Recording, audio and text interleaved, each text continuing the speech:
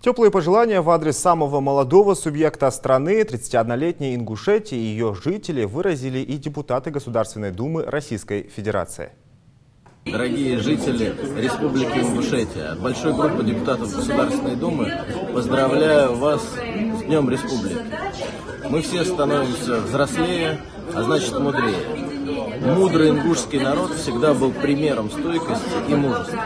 Поэтому сегодня вся Государственная Дума благодарит вас за то, что вы делаете, за то, что мы вместе строим великую Россию. Только вперед, вперед, Ингушетия!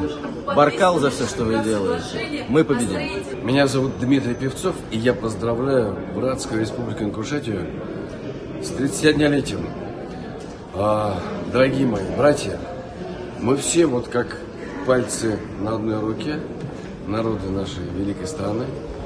И ваш праздник – это наш праздник, а наш праздник – это ваш праздник. Мы живем в величайшей, самой красивой стране, расположенной на 2 континентах.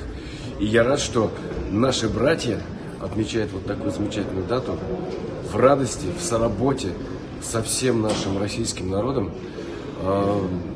Я желаю вам, так же как и себе, добра, любви, здоровья душевного и физического и, конечно же, мира после нашей победы. Поздравляю.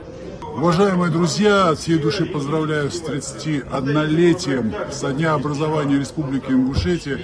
Всем добра, благополучия, семьям, действительно новых проектов власти, интереснейших, потому что Ингушетия – это поистине жемчужина Северного Кавказа. Еще раз хочу пожелать всем здоровья и, самое главное, уверенности в завтрашнем дне. Поздравляю! Дорогую Ингушетию с праздником! С Днем образования республики и, наверное, в этот день от всей души процветания, хорошего, достойного будущего, а народу Ингушетии крепкого здоровья и всех благ и всего самого доброго. Братский ингушский народ гордый, честный, красивый, талантливый.